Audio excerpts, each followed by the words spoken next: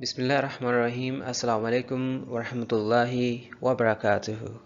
Welcome to EA English Production. Myself, Imran Ali Roy, and today we are going to do another lesson that is modal verbs. आज हम आपको can, could, may, might, will, would, shall, should, must ये modal verbs करवाएंगे। इसका एक ये फ़ायदा होता है, इसका तो बेपनाह फ़ायदा है। दूसरे नंबर पे इसका आपको ये फ़ायदा होएगा कि एक तो ग्रामर सेट होएगा, दूसरा आपके यहाँ इनका इस्तेमाल जो है वो एक आम हो जाएगा। आप इंग्लिश को आसानी से बोलने में जो है वो आपके लिए मामून रहेगी। So let's get started. First of all, the purpose for the modal verbs is कि जब कभी भी हम किसी से बात करते हैं तो उसमें ज़रूरत के पेश आना, दबाव, कोई चीज़ ज़रूरी होना, उस पर दबाव देना, कोई चीज़ फ़र्ज़ होना कि बिल्कुल ही लाजमी, और अगर कोई चीज़ इखलाकी तौर पे जैसे कि हम कहते हैं उसको कि वो आपका ऑब्लिगेशन है, जो कि हमारा सोशल ऑब्लिगेशन है कि वो करो या ना करो, इस तरह का हम तस्वर देना चाहते हैं अपनी बातचीत में, तो then we need modal verbs. तो मॉडल वर्ब्स हमारी मदद करती हैं, हमें उसकी ज़रूरत होती है। इनके एक एक फ़िक्रे में एक एक के इस्तेमाल से काफ़ी फ़र्क पड़ता है। जैसे वो सो सकता है, वो सो सकता था, वो सो ना सका, वो उसको सोना चाहिए था। तो फ़िक्रे का जो स्ट्रक्चर है ऑलमोस्ट सेम होता है, बट उसमें जो मॉडल वर्ब्स है वो हेल्पिंग वर्ब या ऑक्सिलियरी वर्ब्स के तौर पे जो है वो यूज़ होती है। जैसे वो सो सकता है, हम आपको एक सेंटेंस एग्जांपल के तौर पे दे रहे हैं, वो सो सकता है। He can sleep. वो सो ना सका, he couldn't sleep. वो सो ना सका, he couldn't sleep. The next sentence, वो सो सकता था, वो सो सकता था, वो सो सकता था, he could have slept. He could have slept. उसको सो जाना चाहिए था, he should sleep. उसको सो जाना चाहिए, he should sleep. उसको सो जाना चाहिए था, he should have slept. वो सो सकता था। तो आई वांट टू से कि इनका इस्तेमाल आपको एग्जाम्पल के साथ एक तो बेहतर समझ देगा, दूसरे नंबर पे आपको काफ़ी मदद हासिल होगी जब आप इनके इस्तेमाल से इंग्लिश को एक्यूरेसी के साथ बोलेंगे, दुरुस्ती के साथ बोलेंगे। और जहाँ तक हमारा मॉडल वर्ब्स का और ऑक्सिलियरी वर्ब का फ़र्क है, वो भी इतना है कि जब हम मॉडल वर्ब सीखते हैं तो वो इतनी हद तक होती है कि जैसे can, could, may, might, must और वुड, यहाँ तक होती हैं। बाकी जो would be, should B, can be, might be, would have, should have, और जो हम पढ़ रहे हैं मस्ट हैव बिन, तो ये हमारे लिए ऑक्सिलियरी वर्ब्स होती हैं। तो ये इनका लेसन अलग होएगा। ताहाल और इस वक्त हम आपको जो है सिर्फ और सिर्फ मॉडल वर्ब्स पढ़ाना चाहेंगे।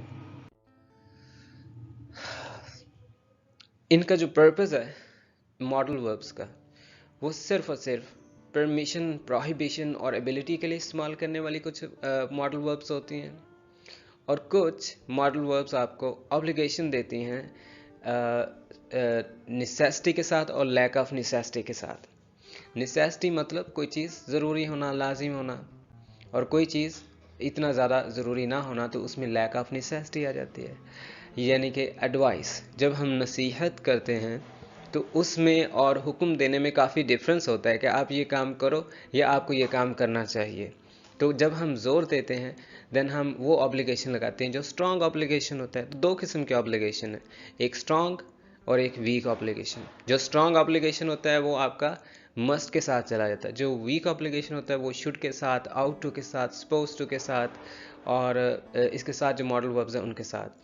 इसी तरह जब हम किसी चीज़ को मुमकिन करना चाहें या मफरूज़े के बुनियाद पर बात करना चाहें, यानी प्रोबेबिलिटी, पॉसिबिलिटी और सर्टेनिटी की बात करें कि वो ऐसे हो सकता है कि वो आ चुका हो, आ चुका होगा, आया होगा, तो would be, should be, must have, then हम जो है इन मॉडल वर्ब्स का इस्तेमाल करते हैं ऑक्सिलरी के साथ।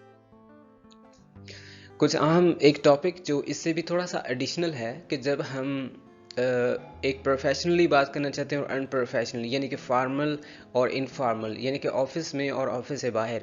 तो दो तरीके से हम बात करते हैं, यानी रस्मी तरीके से और गैर रस्मी तरीके से। तो जब कभी हम किसी से बात करना चाहें, किसी फ्रेंड से, then we use some of the rude kind of sentences we can use, जो कि प्रोफेशनल किस्म के ना, जैसे can I go with you, can you tell me, what will you like, can I go now, right. वही sentences जब office में अपने बॉस के साथ या अपने कुलीग के साथ या अपने किसी भी ऐसे जो आपका को वर्कर हो उससे करना चाहें या अपने कस्टमर से, देन आपको जो है हेल्पिंग ये वाले मॉडल वर्ब्स इस्तेमाल करने पड़ते हैं। यानी can I go with you के बजाय would you mind if I go with you. Similarly can I help you के बजाय may I help you. Could you tell me के बजाय would you mind telling me. यानी can you tell me, क्या मुझे बताओगे। Would you mind telling me, यानी कि can you tell me your name, would you mind telling me your name. What will you like, what would you like. Can I go now, should I leave now. Alright, तो इस तरह के sentences जो हैं वो आपकी मदद करते हैं। जब हम मॉडल वर्ब्स का इस्तेमाल सीखते हैं तो आपको काफ़ी हेल्प होती है। और इसकी एग्जांपल, जब हम प्रोहिबिट करना चाहें, मना करना चाहें, रिस्ट्रिक्ट करना चाहें प्रोफेशनली और अनप्रोफेशनली, जैसे can I go with you, क्या मैं आपके साथ जा सकता हूँ। जब हम मना करना चाहें, जैसे आपको ये नहीं करना, तो उसमें हम कहते हैं you are not suppose to do it. I am sorry but you can not do it. I am afraid I can't help you. I am afraid it can not be helpful. जब कहना हो कि sorry आपको नहीं आना, I am sorry you are not coming, बजाय कि नहीं you don't come, you should not come, you must not, no, बजाय इसके तो हमें ये मॉडल वर्ब्स जो है वो हमें तरीका सिखाती हैं, करीना सिखाती हैं। ये तो एक हमारा लेसन है जो थोड़ा सा इंट्रोडक्टरी था। आज हम सिर्फ और सिर्फ मॉडल वर्ब्स का इस्तेमाल करेंगे और नेक्स्ट लेसन्स में हमारे ऑक्सिलरी वर्ब्स होंगे, यानी कि मस्ट के साथ मस्ट बी का इस्तेमाल, मस्ट हैव का इस्तेमाल, शुड है तो should be, should have, could be, could have, would be, would have. तो इंशाल्लाह वो ऑक्सिलरी वर्ब्स करेंगे। Now we are going to start up a lesson that is model verbs with obligations। जब हमने किसी को नसीहत करनी हो, मना करना हो या किसी के ज़िम्मा कोई काम लगाना हो, लाजमी तौर पे या इतना ज़्यादा लाजमी ना हो, यानी वीक ऑब्लिगेशन और स्ट्रॉन्ग ऑब्लिगेशन, तो हमें किस किस्म की हेल्पिंग वर्ब्स चाहिए होती हैं। जब हम स्ट्रॉन्ग ऑब्लिगेट करते हैं कि आप लाजमी मुझे मिलना, आपको सारे सवाल हल करना लाजमी है, उसे ये काम नहीं करने देना हर हाल में, यानी ये सवाल मस्ट आएगा, तो देन हम स्ट्रॉन्ग ऑब्लिगेशन की बात कर रहे हैं। यानी कि हमारी वो सर्टेनिटी स्ट्रॉन्ग है, हम उसमें एक जो है वो ऐसा ऑब्लिगेशन दे रहे हैं जो फर्म किस्म का है, स्ट्रेस वाला है, फोर्सफुल है, तो देन मस्ट का इस्तेमाल करेंगे। As you can see, these sentences underlying are strong obligation and for those weak obligations. So let's get started. You should help the needy. आपको गरीबों की मदद करनी चाहिए. You should. So I'm using the word should. Model verb is should. आपको doctor के पास जाना चाहिए. You should visit the doctor. आपको सोना चाहिए. You should sleep now. You should sleep now. आपको सोना चाहिए. आपको सख्त मेहनत करनी चाहिए. आपको सख्त मेहनत करनी चाहिए. You should work hard. You should work hard. Now let's speak up the words or sentences. They are connected with the strong obligations. So जाने से पहले मुझे लाजमी मिलकर जाना. You must meet me before going. जाने से पहले पैसे अदा करना लाजमी होंगे. You must pay before leaving. आप उसे लाजमी काम करने दें. You must let him do work. And then जो स्ट्रॉन्ग ऑब्लिगेशन की और भी हेल्पिंग वर्ब्स होती हैं, मॉडल वर्ब्स होती हैं, वो होती हैं हैव टू, मस्ट. उसे काम नहीं करने देना आपने. You must not let him work. Shall भी हमारा एक मॉडल वर्ब्स है जब हम इजाज़त लेना चाहते होते हैं. Shall I go now? क्या मैं जाऊँ अब? Shall we leave now? क्या हम जाएं? Shall he come? क्या वो आ सकता है? Alright. Shall I stay here? क्या मैं यहाँ रुकूं? एक shall हमारा वहाँ helping verb इस्तेमाल होगा जब हम future indefinite या future का कोई भी tense करना चाहें, but ये shall हमारा as a modal verbs जब इस्तेमाल होता है जब हम इजाज़त लेना चाहते हैं, permission के लिए।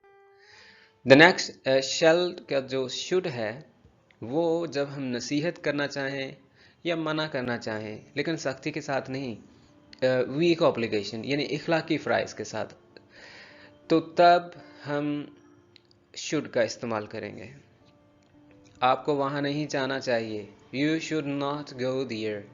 आपको वहाँ नहीं जाना चाहिए, यू शुडंट गो देयर। उसको चाय नहीं लेनी चाहिए, he should not take tea, he shouldn't take tea। उनको इतना सख्त काम नहीं करना चाहिए, they should not work too hard, they shouldn't work too hard। हमें उससे दोबारा नहीं मिलना चाहिए, we should not meet him again, we shouldn't meet him again।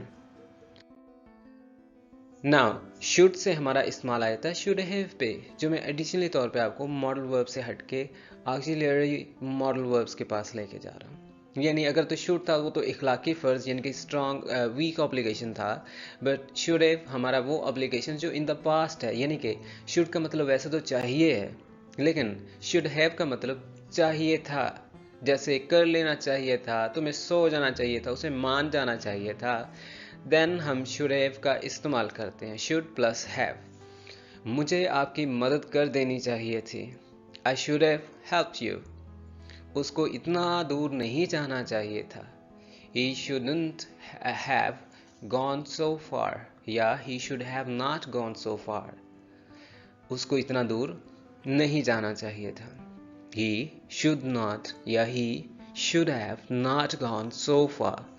उन्हें चाहिए था कि वो आपको ना सोने देते, they should have not let you sleep। इसका formula should have plus third form. उनको इम्तिहानात की तैयारी कर लेनी चाहिए थी, उनको यानी उसको, he should have prepared for the exams। Now look at the examples again, if you want to write it you can write should have plus third form, कर लेना चाहिए था, मुझे आपसे बात कर लेना चाहिए थी, I should have talked to you। मुझे आपसे मिल लेना चाहिए था, I should have met you। मुझे वहाँ चले जाना चाहिए था, I should have gone there। Alright, that is obligation in the past, कि मुझे एक चीज़ कर लेनी चाहिए थी। Now let's talk about the modal verbs, that is had better। Had better is just like जब हम किसी को नसीहत करना चाहते हैं, मना भी कर रहे होते हैं, लेकिन ये भी हमारा वीक ऑब्लिगेशन है जब हम कहते हैं बेहतर होगा तुम यहाँ से चलते बिनो, right, you had better to leave now. बेहतर होगा कि वो यहाँ ना सोए, he had better not to sleep here। तो याद रखिएगा ये had वो वाला had नहीं है जो पास्ट में चला जाता है, this is a had better। so had better हमारा एक फेजल वर्ब्स में हमारा मीनिंग चेंज सा है, इसका उस had से कोई ताल्लुक नहीं जो हम माजी के लिए इस्तेमाल करते हैं या हम उसके लिए इस्तेमाल करते हैं जो हम परफेक्ट टेंस में। ये है कंडीशनल क्लास इसका had better। so had better बेहतर होगा, बेहतर होगा कि वो अब चला जाए, he had better to leave now।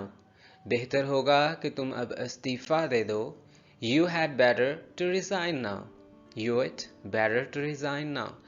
बेहतर होगा कि मुझे डॉक्टर के पास जाना चाहिए, I had better to visit the doctor। So using had better you should use all the subjects using I, we, you, they, he, she, it and name, or any subject you can use with a had, it's comfortable and suitable with। Using need not ज़रूरत नहीं, कोई ज़रूरत नहीं, जैसे आपको दोबारा ultrasound कराने की अब कोई ज़रूरत नहीं, जैसे आपको दोबारा आने की कोई ज़रूरत नहीं, you need not to come again। उसको ये केस रिपोर्ट करने की ज़रूरत नहीं, he needs not to report this case। मुझे टेस्ट देने की कोई ज़रूरत नहीं, I need not to appear in the test। उन्हें इनके साथ बहस की ज़रूरत नहीं. They need not to argue with them. So, need not is also an auxiliary verb, phrasal verb that is included in the modal verbs, but it is additional that I'm teaching you. It's also a piece of advice and weak obligation. अब तक हमने had better, need not, should have जो है वो week obligation और should को भी week obligation में पढ़ा है, जिसमें हम नसीहत भी कह सकते हैं और मना भी कर रहे होते हैं, तो सख्ती से नहीं कर रहे होते, इखलाकी फ़राइज़ में शामिल होता है. Now let's talk about the strong obligation. और ये वाहिद है जो स्ट्रॉन्ग ऑब्लिगेशन है जिसमें कोई चीज़ करना लाजमी होती है, यानी कि मस्ट. एक तो मस्ट, एक हैव टू, यानी कि उसको डॉक्टर के पास जाना है, he has to go to doctor. So has to और मस्ट ये स्ट्रॉन्ग ऑब्लिगेशन होते हैं, यानी सख्त किस्म के फ़राइज़ होते हैं, ये करने लाजिम होते हैं. जैसे इम्तिहान पास करने के लिए उन्हें सख्त मेहनत करना होगी. He must work hard to pass the exams. He must work hard to pass the exams. Paper में दिए आपको सब सवालात हल करना लाजिम होंगे. You must attempt all questions in the paper. You must attempt all questions in a paper. आपको काम करने से पहले उससे बात करना लाजिम होगा. आपको काम करने से पहले उससे बात करना लाजिम होगा. You must talk to him before start working. You must talk to him before starting the work, before start the working. उसको कल की पार्टी में जाना ही होगा. He must join the party tomorrow. He must join the party tomorrow. Let's talk about must and must be and must have. When you have firm conviction or you are using a logical conclusion or certainty, जब आपको यकीन होता है, जब आप में firm belief होता है कि वो आ चुका होगा, वो आ ही रहा होगा, एक रूटीन की बुनियाद पे और एक जो है वो डिस्टिंक्शन की बुनियाद पे, और कोई ऐसी एविडेंस आपके माइंड में हो कि कोई एलिमेंट के इस टाइम वो आता है, तो अब वो टाइम हो चुका है, तो आज भी वो आ ही गया होगा, then you are certainly certain. So certainty का जो हमारा लॉजिकल कंक्लूजन है, जिसमें आपको फर्म बिलीफ होता है, कन्विक्शन होता है, तब आप मस्ट बी या मस्ट हैव का इस्तेमाल कर सकते हैं. This is also auxiliary verb, यानी वो आ ही रहा होगा, ही मस्ट बी कमिंग. बच्चा जाग गया होगा, the child must have woken up. वो थका हुआ होगा, he must be tired. आप खुश ही होंगे, you must be happy.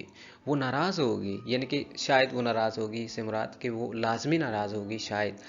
she must be very angry. she must be angry. वो आ ही चुकी होगी, she must have come. वो जा ही चुके होंगे, they must have gone. Ali को समझ आ चुकी होगी, अली must have learned. और आप सबको समझ आ ही होगी, all of you must have got it. Have you got it? Great. Let's talk about ability, possibility, modal verbs. जब हमने सलाहियत बताना हो और जब हमने इजाज़त लेना हो, ability और possibility के हमारे पास could और can और could में है. एक एबिलिटी इन द पास्ट होता है, एक एबिलिटी इन द प्रेजेंट, यानी कि आई कैन स्विम, मैं तैर सकता हूँ, मैं तैर सकता हूँ, वो तैर सकता था, मैं तैर सकता था, वो तैर सकता है. सो कैन और कुड का सीन है, जैसे मैं तैर सकता हूँ, आई कैन स्विम, वो तैर सकता था, ही कुड स्विम. मैं आपकी मदद ना कर सका, I couldn't help you. She couldn't qualify for this job. वो इस जॉब के लिए क्वालिफाई ना कर सके. Smoking can be injurious to health. It can cause illness. तो ये हमारी पॉसिबिलिटी के लिए हम कैन का इस्तेमाल कर रहे होते हैं कि ये मुमकिन है कि ये काम ये कर सकती है. तब हम कैन का इस्तेमाल करते हैं जब कभी कोई बीमारी की लाहक होने की तशवीश ज़ाहिर की जाए, यानी पॉसिबिलिटी बताई जाए कि ये चीज़ मुमकिन है कि ये हो सकती है. It can. Could have, could have जैसे हमने कुड का इस्तेमाल किया कर सकता था यानी कर सका, लेकिन एक कुड हैव होता है एक ऐसी सलाहियत जो माजी की थी, जब हम कहना चाहें कि उस वो कर तो सकता था मगर ना की, वो अखबार तो पढ़ सकता था मगर ना पढ़ी, वो मुझे जाने से रोक सकती थी मगर उसने ऐसा ना किया। यानी जब हम फ़िक्रे की तवालुद को आगे बढ़ाएं तो वो उस पर डिपेंड करता है, लेकिन जो मगज़ और पुरमगज़ बात है वो सिर्फ इतनी ही है, वो आपकी मदद कर सकता था कि कुड हैव हेल्प्ड यू। जैसे शुड हैव थर्ड फॉर्म थी, इसी तरह कुड हैव थर्ड फॉर्म के साथ है। और याद रखिएगा जो मैंने आपको शुड हैव सिखाया है उसका मतलब है चाहिए था, यानी मुझे बात कर लेनी चाहिए थी। I should have talked to you, यानी third form talked to you. I should have met you, मुझे आपसे मिल लेना चाहिए था। लेकिन यहाँ कुड हैव कर सकता था, he could have helped you but he did not. मैं जाने से पहले अखबार पढ़ सकता था, मैं जाने से पहले अखबार पढ़ सकता था। I could have read the news paper, I could have read the news paper before going. ये थर्ड फॉर्म है रीड की, रेड। वो मुझे जाने से रोक सकती थी, वो मुझे जाने से रोक सकती थी। She could have resisted me to go. वो रेस जीत सकते थे मगर उन्होंने कोशिश ना की। They could have won the race but they didn't try. They could have won the race, वो जीत सकते थे मगर उन्होंने कोशिश ना की। They could have won the race. Hopefully you have got this point. जब तकल्लुफ़ देना हो तो वुड का इस्तेमाल कर सकते हैं, जैसे would you please get a side, क्या आप थोड़ा साइड पे होंगे। Would you have cup of tea, क्या आप चाय लेंगे। What do you think of having cup of tea. Where would you go, आप कहाँ जाना चाहेंगे। How would you translate it, आप इसको कैसे ट्रांसलेट करेंगे। Hopefully you have got it with a better way. Inshallah the next lesson that would be all about modal verbs additionally that I'm teaching you is would be, should be, would have, should have, must have, might be, might have, with a lot of examples. They would be helpful for you.